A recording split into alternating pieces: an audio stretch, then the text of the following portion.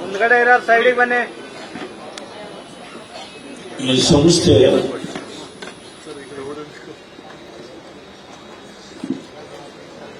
ನಿರ್ದೇಶಕರಾಗಿ ಈಗ ಬಹುಶಃ 18 ವರ್ಷ ಆಗಿರ್ಬೋದು. ಡಾಕ್ಟರ್ ಮಂಜುನಾಥ್ ಅವರು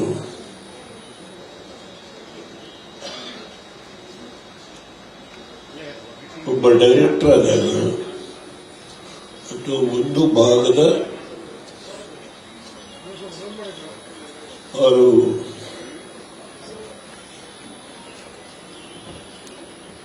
ಅವರಿಗೆ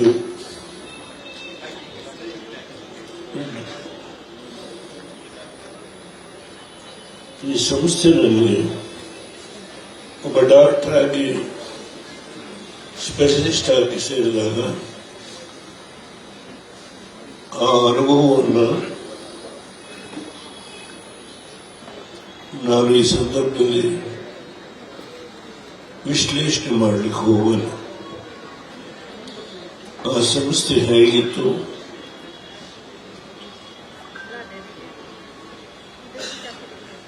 ಮುನ್ನೂರು ಬೆಡ್ನ ಆಸ್ಪತ್ರೆ 150 ಬೆಡ್ಗೆ ಇಳಿದಂತಹ ಸನ್ನಿವೇಶ. ಡಾಕ್ಟರ್ ಸಿಂಧಯ್ಯನವರನ್ನು ನಾನು ಈ ಸಂದರ್ಭದಲ್ಲಿ ನೆನೆಸ್ಕೊಳ್ತೇನೆ. ಈ ಸಂಸ್ಥೆ ಒಂದು ಪ್ರಥಮ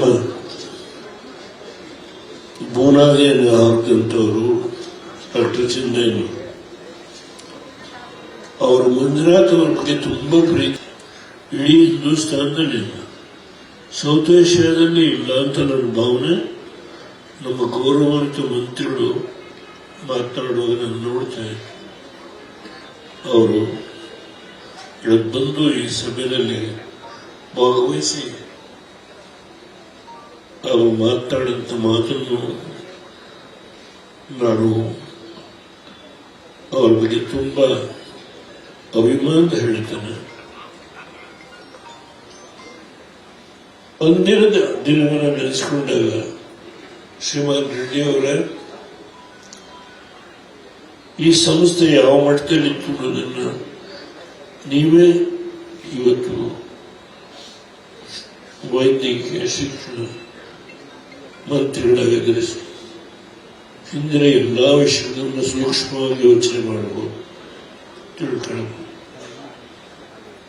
ಅವತ್ತು ಏನಾಯಿತು, ಯಾವ ಅವರ ಮನಸ್ಸಿನ ಮೇಲೆ ಆಘಾತ ಆಯಿತು, ಅದನ್ನು ನೆನೆಸ್ಕೊಳ್ತೀನಿ. ನಾನು ನನ್ನ ಮಗಳ ಪುಣ್ಯನೇನೋ ಗೊತ್ತಿಲ್ಲ ನನಗೆ. ಆ ಮದುವೆ ಕೂಡ ಹೇಗಾಯಿತು ಅನ್ನೋದ್ರ ಬಗ್ಗೆನೂ ಚರ್ಚೆ ಮಾಡಲ್ಲ. ಅದೊಂದು ವಿಶೇಷವಾದ ಕಟ್ಟೆ. ಅವರು ಬಹುಶಃ ನನ್ನ ಮಗಳ ಪುಣ್ಯ ಅವರಿವತ್ತೇನು ಮಂಜುನಾಥ್ ಅಂತ ಒಬ್ಬ ಶ್ರೇಷ್ಠ ವ್ಯಕ್ತಿಯನ್ನು ಕೈ ಹಿಡಿದಂತಹದ್ದು.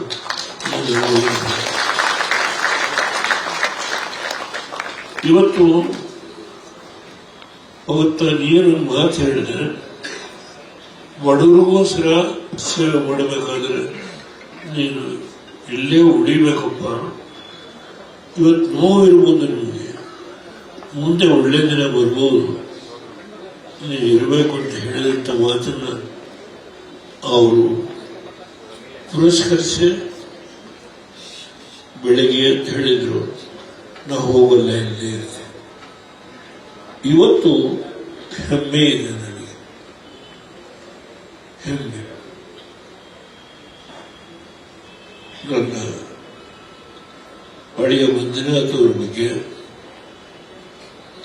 ಹೆಮ್ಮೆ. ಇಂಥ ಒಬ್ಬ ಅಳಿಯ ನನ್ನ ಬಾರಿಗೆ ಬಂದರು.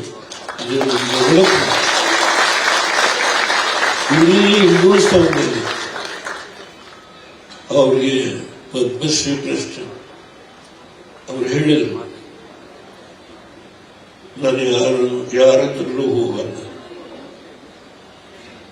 ಪದ್ಮಶ್ರೀ ಯಾವ ಶ್ರೀ ಬೇಕಾಗಿಲ್ಲ. ನನಗೆ ಜನಗಳಿಂದ ಗಳಿಸ್ತಕ್ಕಂಥ ಪ್ರೀತಿನೇ ನನಗೆ ಇವತ್ತು ಬಹಳ ಮುಖ್ಯ. ನನಗೆ ಈ ಬಿರುದಾವಳಿಗಳು ಇದರಿಂದ ನನಗೆ ಏನು ವ್ಯಾಮೋಹ ಇಲ್ಲ ಅನ್ನೋ ಮಾತನ್ನು ಹೇಳಿ ಇವತ್ತು ಇಡೀ ರಾಷ್ಟ್ರದಲ್ಲೇ ಹೊರದೇಶದಲ್ಲಿ ಅವ್ರ ಬಗ್ಗೆ ಇರತಕ್ಕಂಥ ಒಂದು ಗೌರವ ಏನಿದೆ ಅದಕ್ಕಿಂತ ಹೆಚ್ಚು ಬೇರೆದು ಯಾವುದೂ ಬೇಕಿಲ್ಲ ಅಂತ ಹೇಳಿ ನನ್ನ ಪ್ರಾಮಾಣಿಕವಾದ ಭಾವನೆ. ಮಂಜುನಾಥ್ ಟೆಕ್ನಿಕ್ ಅಂತ ಹೇಳಿ ಅವ್ರದೇ ಒಂದು ವಿಶೇಷವಾದಂಥ ಈ ಹೃದಯ ಚಿಕಿತ್ಸೆಗೆ ಅವರು ಒಂದು ಸಂಶೋಧನೆ ಮಾಡಿದ್ರು. ಅನೇಕ ಜನ ಹೊರಗಡೆಯಿಂದ ಡಾಕ್ಟರ್ಸ್ ಬಂದು ಅದರ ಬಗ್ಗೆ ಇಲ್ಲಿ 10 ದಿನ ಇದ್ದು ಆ ಹೊಸ ಟೆಕ್ನಿಕ್ ಅನ್ನು ತಿಳ್ಕೊಳ್ಳುವಂತ ಒಂದು ಸನ್ನಿವೇಶ ಕೂಡ ನಾನು ವಾಪಸ್ ಹೇಳ್ತೇನೆ. ಇವತ್ತು ಈ ಸಂಸ್ಥೆಯಲ್ಲಿ ಏನು ಎಲ್ಲ ನೌಕರರು, ಅವರು ಪ್ರೊಫೆಸರ್ ಇರ್ಬೋದು, ಕ್ಲೀನರ್ ಇರ್ಬೋದು, ನರ್ಸ ಕೆಲಸ ಮಾಡೋರಿರ್ಬೋದು, ಒಬ್ಬ ಆಯಿ ಕೆಲಸ ಮಾಡೋರಿರ್ಬೋದು, ಎಲ್ಲ ಒಂದು ಕುಟುಂಬ ಅನ್ನೋ ರೀತಿ ಅವರು ಡೈರೆಕ್ಟರ್ ಆಗಿ ನಡೆಸ್ಕೊಂಡು ಹೋಗಿದ್ದಾರೆ. ಇದು ಅವರು ಗಳಿಸಿದಂತ ಒಂದು ಶಕ್ತಿ ಈ ಸಂಸ್ಥೆಯಲ್ಲಿ ಯಾರ ಒಬ್ಬರ ಮನಸ್ಸನ್ನು ನೋಯಿಸ್ತೇನೆ. ಈ ಸಂಸ್ಥೆಯಲ್ಲಿ ಒಂದು ಕುಟುಂಬ ಅಂತ ಹೇಳಿ ಏನು ಕೆಲಸ ಮಾಡಿದ್ದಾರೆ ಇದೆಲ್ಲ ಗೊತ್ತಿದೆ ನನಗೆ. ಇದರಿಂದ ಇವತ್ತಿಷ್ಟೊಂದು ಶಕ್ತಿ ಬರಲಿಕ್ಕೆ ನನ್ನ ಮಗಳ ದೈವಭಕ್ತಿನೂ ಕಾರಣ. ಅವರ ಒಂದು ಸಂಬಂಧ ಆದಾಗ ಹಲವಾರು ರೀತಿ ಸಮಸ್ಯೆಗಳು ಬಂದು ಅವಳು ಪ್ರತಿನಿತ್ಯ ಹೇಗೆ ನಾನು ಅವಳು ದೈವ ಪೂಜೆ, ವಾರದಲ್ಲಿ 3 ದಿನ ಉಪವಾಸ, ಇದು ಅನೇಕ ವಿಷಯ ಇದೆ. ಅವರಿಗೆ ಆ ಶಕ್ತಿಯನ್ನು ಕೊಡಲಿಕ್ಕೆ ನನ್ನ ಮಗಳ ಉತ್ಸವ ಹೇಗೆ ನಡ್ಕೊಂಡಿದ್ದಾಳೆ ಅನ್ನೋದು ನನಗೆ ಗೊತ್ತಿದೆ. ನನಗೆ ಇವತ್ತು ಕಾರ್ಯಕ್ರಮ ಇಷ್ಟೊಂದು ಅದ್ಭುತವಾಗಿ ಇಡೀ 4 ಕಡೆ ಇರತಕ್ಕಂಥ ಸಂಸ್ಥೆಯ ನೌಕರರುಗಳು, ಡಾಕ್ಟರ್ಗಳು ಎಲ್ಲ ಅತ್ಯಂತ ಪ್ರೀತಿಯಿಂದ ನೀವೆಲ್ಲ ಸೇರಿ ಇವತ್ತಿನ ಕಾರ್ಯಕ್ರಮ ಮಾಡಿದಿರಿ. ಹೌದು, ಒಬ್ಬ ಡಾಕ್ಟರ್ 18 ವರ್ಷ ಒಂದು ಸಂಸ್ಥೆಯಲ್ಲಿ ಕೆಲಸ ಮಾಡಿದಾಗ ಅವರೇ ಇರಬೇಕು ಅಂತಕ್ಕಂಥ ಭಾವನೆ ನಾನು ಖಂಡಿತ ನನ್ನ ಮನಸ್ಸಲ್ಲಿ ಆ ಭಾವನೆ ಇಲ್ಲ. ನಾನು ಅವ್ರಿಗೆ ಹಲವಾರು ಸಾರಿ ಹೇಳಿದ್ದೇನೆ, ನೀವು ಹೋದ್ಮೇಲೆ ಈ ಸಂಸ್ಥೆ ಉಳಿಸ್ಲಿಕ್ಕೆ ಯಾರನ್ನಾದರೂ ಬೆಳೆಸಬೇಕು. ನೀವು ಹೋದ್ಮೇಲೆ ಈ ಸಂಸ್ಥೆ ಹೆಸರು ಮತ್ತೆ ಕೆಡೋದಾದ್ರೆ ನೀವು ಮಾಡಿದ್ದಕ್ಕೆ ಪ್ರಯೋಜನ ಇಲ್ಲ. ದಯಮಾಡಿ ಆ ಕೆಲಸ ಮಾಡಿ ಅಂತ ಹೇಳಿ ನಾನು ಹಲವಾರು ಸಾರಿ ಹೇಳಿದ್ದೇನೆ.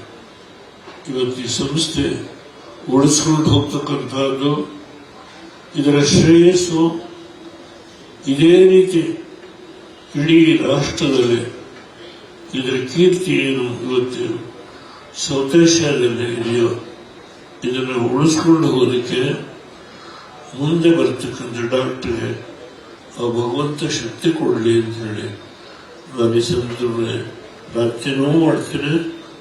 ಡಾಕ್ಟರ್ ಮಂಜುನಾಥ್ ಅವರು ಮಧ್ಯಪ್ರವೇಶ ಮಾಡಿ ಅಂತ ಹೇಳೋದಿಲ್ಲ, ಆಗಾಗ್ಗೆ ಒಂದು ಸೂಕ್ಷ್ಮವಾಗಿ ಅವರಿಗೆಲ್ಲ ಗೈಡ್ ಮಾಡಿ ಅಂತಲೂ ಹೇಳಿದೆ ನಾನು. ಏಕೆಂದರೆ ಸರ್ಕಾರ ಅದಕ್ಕೆ ಬೇರೆ ಅಪಾರ್ಥ ಬರುವುದು. ಅವರಿಗೆ ಮನಸ್ಸಲ್ಲಿದೆ ನಾನು ಬಡವರಿಗೆ ಸೇವೆ ಮಾಡಬೇಕು ಅನ್ನೋದು. ಆದರೆ ಈ ಸಂಸ್ಥೆಯಲ್ಲಿ ಎಷ್ಟು ಮಾಡಿದ್ರೋ ಅಷ್ಟು ತೃಪ್ತಿ ಪಡ್ಕೊಳ್ಳಿ ನೀವು. ಇಡೀ ಹಿಂದೂಸ್ತಾನದಲ್ಲಿ ಜನ ಕಾಶ್ಮೀರದಿಂದ ಕನ್ಯಾಕುಮಾರಿವರೆಗೆ ನೆನೆಸಿಕೊಳ್ತಾರೆ. ಎಷ್ಟೊಂದು ಕಡೆಯಿಂದ ಗುಜರಾತಿಂದ ಬಂದಿದ್ದಾರೆ, ವೆಸ್ಟ್ ಬೆಂಗಾಲಿಂದ ಬಂದಿದ್ದಾರೆ, ಕಾಶ್ಮೀರದಿಂದ ಬಂದಿದ್ದಾರೆ, ಬಾಂಗ್ಲಾದೇಶದಿಂದ ಬಂದಿದ್ದಾರೆ. ಅವರಿಗೆಲ್ಲರಿಗೂ ಬಂದವರಿಗೆಲ್ಲ ನೀವು ಫ್ರೀಯಾಗಿ ಅವರಿಗೆ ಚಿಕಿತ್ಸೆ ಮಾಡಿ ಕಳಿಸಿದ ದಿನಗಳು ನಾನು ನೆನೆಸ್ಕೊಳ್ತೀನಿ. ನಿಮಗೆ ಭಗವಂತ ನಾನಲ್ಲ, ನಾನು ಮೊನ್ನೆ ಹೋಗಿ ಮಂಜುನಾಥ ಧರ್ಮಸ್ಥಳದಲ್ಲಿ ಪ್ರಾರ್ಥನೆ ಮಾಡಿ ಬಂದೆ. ನನ್ನ ಆರೋಗ್ಯದ ಬಗ್ಗೆ ಏನಾಯಿತು ಅನ್ನೋದ್ರ ಬಗ್ಗೆನೂ ನಾನು ಈ ಸಭೆಯಲ್ಲಿ ಮಾತನಾಡೋದಿಲ್ಲ. ನಮಗೆ ಭಗವಂತ ಶತಾಯುಷ್ ಕೊಟ್ಟು ಇನ್ನೂ ಜನಕ್ಕೆ ಹೆಚ್ಚು ಸೇವೆಯನ್ನು ಮಾಡಬೇಕು ಶಕ್ತಿ ಕೊಟ್ಟು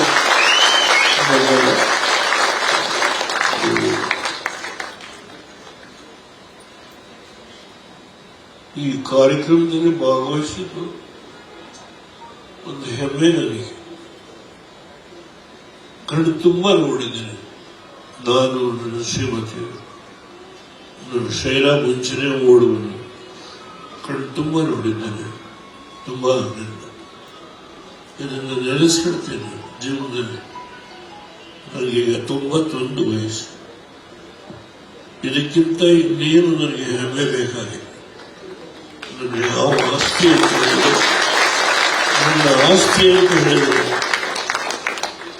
ಇವತ್ತೇನು ನನ್ನ ಗೆಳೆಯ ಅಲ್ಲಿ ಕೂತು ನನ್ನ ಮಗಳು ಈ ಸಭೆಯಲ್ಲಿ ನಿಮ್ಮೆಲ್ಲರ ಸಮ್ಮುಖದಲ್ಲಿ ನಿಮ್ಮ ಪ್ರೀತಿಗೆ ಪಾತ್ರರಾಗಿ ಇವತ್ತು ನೀವೆಲ್ಲ ಸೇರಿ ಅಭಿನಂದಿಸಿದರೆ ಇದಕ್ಕಿಂತ ಹೆಮ್ಮೆ ನನಗೇನೂ ಬೇಕಾಗಿಲ್ಲ. ಈ ಎಲ್ಲ ನೌಕರ ವರ್ಗದವರಿಗೆ, ಸಾಮಾನ್ಯ ಒಬ್ಬ ಜವಾನ್ನಿಂದ ಹಿಡಿದು ಕ್ಲೀನರಿಂದ ಹಿಡಿದು ಈ ಸಂಸ್ಥೆಯಲ್ಲಿ ಕೆಲಸ ಮಾಡೋರು ಎಲ್ಲರೂ ನಾವೆಲ್ಲ ಡಾಕ್ಟರ್ ಮಂಜುನಾಥೇ ಅನ್ನೋ ಭಾವನೆ ಇಟ್ಕೊಂಡು ನೀವು ಏನು ಕೆಲಸ ಮಾಡಿದಿರಿ ಅವರಿಗೆ ಗೌರವ ತೋರಿಸಿ ನೀವು ಕೊಟ್ಟಂತ ಪ್ರೀತಿ ವಿಶ್ವಾಸ ಅದೇ ಅವರಿಗೆ ಇವತ್ತು ಶಾಶ್ವತವಾಗಿ ಉಳಿಯೋದು.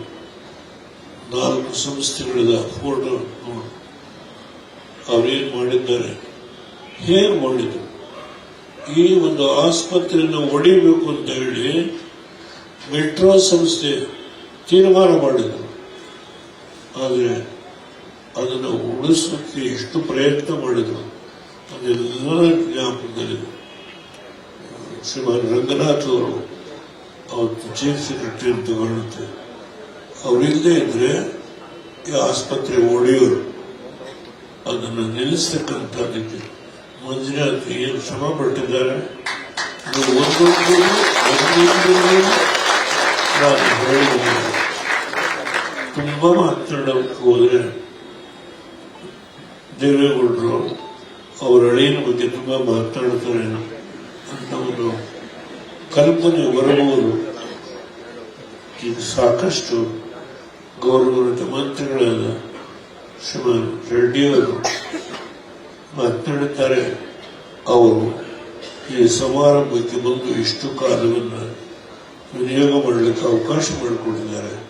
ಅವ್ರಿಗೂ ಕೂಡ ನಾನು ತುಂಬಾ ಆಭಾರಿಯಾಗಿದ್ದೇನೆ.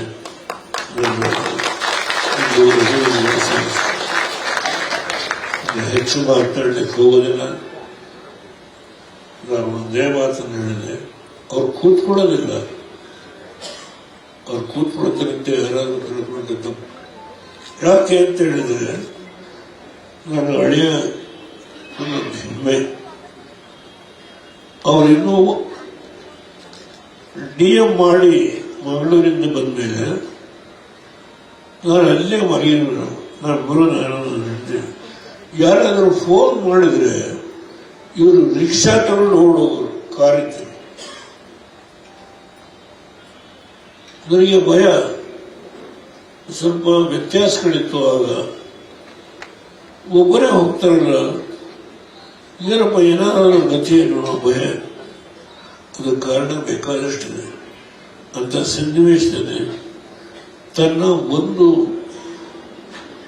ಕೆಲಸದಲ್ಲಿ ಒಂದು ಸಾಯುವ ವ್ಯಕ್ತಿಯ ಪ್ರಾಣವನ್ನು ಉಳಿಸಬೇಕು ಅನ್ನೋದು ಒಂದೇ ಒಂದು ಗುರಿ ತನ್ನ ಮೇಲೆ ಎಷ್ಟೇ ರೀತಿಯಾದಂಥ ಕೆಲವು ಶಕ್ತಿಗಳು ಕೆಲಸ ಮಾಡ್ತಾ ಇದ್ರು ಅದಕ್ಕೆ ಲೆಕ್ಕಿಸ್ತೇನೆ ರಿಕ್ಷಾ ತಗೊಂಡು ಉಳ್ಳೋರು ಎಲ್ಲಿ ಏನಾಗಿದೆ ಆ ಮನುಷ್ಯನ ಉಳಿಸಲು ಅನೇಕ ಘಟನೆಗಳನ್ನು ಕೊಡಬಲ್ಲ ಸಾಯುವವರನ್ನು ಹೇಗೆ ಉಳಿಸಿದ್ವಿ ಯಾವ ಅದಕ್ಕೆ ಒಬ್ಬರೇ ಕಾರಣ ಅಲ್ಲ, ಅವರ ಇಡೀ ಡಾಕ್ಟರು ಮಾತಾಡಿದ್ರು. ಇಬ್ಬರು ಡಾಕ್ಟರು ಎಲ್ಲ ಒಟ್ಟು ಸೇರಿ ಒಂದು ಬೆಸ್ಟ್ ಟೀಮ್ ಅಂತ ಹೇಳು. ಅನೇಕ ಜನ ಈ ಆಸ್ಪತ್ರೆಯಿಂದ ಬೇರೆ ಕಡೆಗೆ ಇಲ್ಲಿ 2 ಲಕ್ಷ ಕೊಟ್ರೆ ನಾವು 3 ಲಕ್ಷ 5 ಲಕ್ಷ ಕೊಡ್ತೀವಿ ಬನ್ನಿ ಅಂತ ಕರೆದು ಈ ಆಸ್ಪತ್ರೆ ಶಕ್ತಿಯನ್ನು ಕಡಿಮೆ ಮಾಡಬೇಕು ಅಂತಲೂ ಪ್ರಯತ್ನ ಮಾಡಿದಂತ ಅನೇಕ ಶಕ್ತಿಗಳು ಸೂಪರ್ ಸ್ಪೆಷಾಲಿಟಿ ಹಾಸ್ಪಿಟಲ್ ನನಗೆ ಗೊತ್ತಿದೆ ನನಗೆ. ಆದರೆ ಒಂದೇ ಒಂದು ಡಾಕ್ಟರ್ ಮಂಜುನಾಥ್ ಎಲ್ಲಿವರೆಗೂ ಇರ್ತಾರೋ ನಾವು ಅಲ್ಲಿವರೆಗೂ ಒಂದು ಹೆಜ್ಜೆ ಹೊರಗೆ ಹೋಗೋದಿಲ್ಲ ಅಂತ ಹೇಳಿ ಯಾವ ಒಬ್ಬ ಡಾಕ್ಟರ್ ಆ ಟೀಮ್ ಸ್ಪಿರಿಟ್ ಅಲ್ಲಿ ಹೇಗೆ ಕೆಲಸ ಮಾಡಿದ್ರು ಅನ್ನೋದು ಗೊತ್ತು ನನಗೆ. ಅದ್ರ ಜೊತೆಗೆ ಇನ್ನೊಂದು ಮಾತನ್ನ ಹೇಳ್ತೇನೆ, ತಪ್ಪು ತಿಳ್ಕೊಳ್ಬಾರ್ದು ಯಾರನ್ನ. ಅವರು ಮಂಜುನಾಥ್ ಅವರ ಒಂದು ಸೌಹಾರ್ದತೆ ಬಡವರ ಬಗ್ಗೆ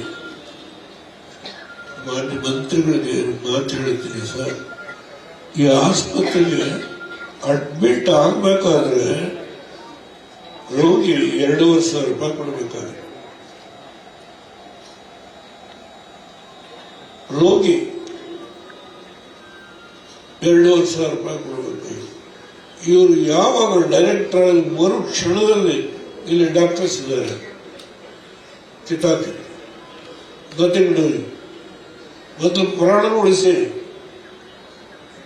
ಅವ್ರು ಉಳಿದರೆ ಆಮೇಲೆ ನೋಡೋಣ. ಆ 2,500 ರೂಪಾಯಿ ನೀವು ಅದನ್ನ ಪಕ್ಕದಲ್ಲಿ ಡಾಕ್ಟರ್ ಕೂತಿದ್ದಾರೆ ಕೇಳಿ ಗೊತ್ತಿದ್ದು.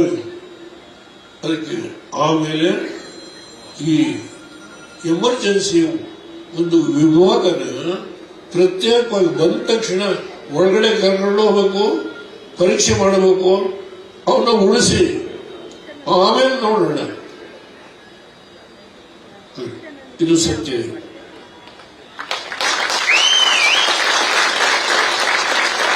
ಎಷ್ಟು ಜನಕ್ಕೆ ಫ್ರೀ ಆಗಿದೆ, ರೆಕಾರ್ಡ್ ಬ್ರೇಕ್ ಆಗಿದೆ. ತಾವು ಡೀಟೇಲ್ಸ್ ತಗೋಬಹುದು.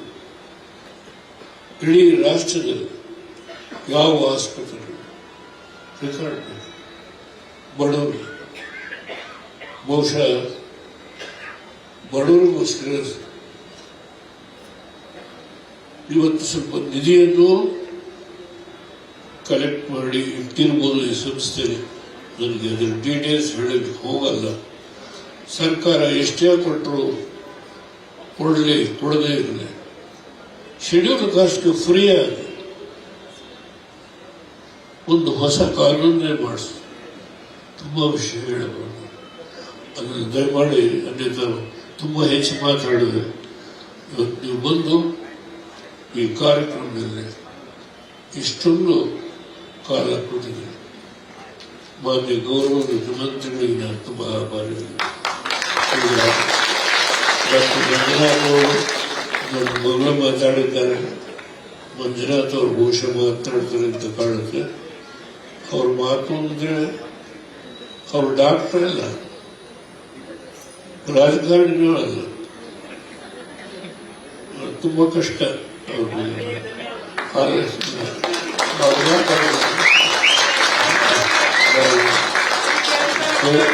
ಕೇಳುತ್ತೇನೆ. ಕೂತ್ಕೊಂಡಿದ್ರೆ ನಾನು ಡೆಲ್ಲಿಗೆ ಹೋಗೋದು ಕ್ಯಾನ್ಸಲ್ ಮಾಡಿ ಬೆಳಗ್ಗೆ ಜಾಯಿಂಟ್ ಸೆಷನ್ ಪ್ರೆಸಿಡೆಂಟ್ ಅಡ್ರೆಸ್ ಕೊಟ್ಟು ಅದರಿಂದ ಅವ್ರು ಮಾತನಾಡಿದ್ರು. ನಾನು ಅವ್ರು ಮಾತನಾಡಿ ಪೂರೈಸುವವರೆಗೂ ಅವ್ರ ಮಾತನ್ನು ಕೇಳ್ತಾರೆ. ನಾನು ಕೊನೆಯದಾಗಿ ಇಡೀ ಸಮುದಾಯ, ಇಡೀ ಎಲ್ಲ ಸಮುದಾಯ, ಮಾಧ್ಯಮದ ಸಮುದಾಯ, ದಲಿತ ವರ್ಗಗಳು,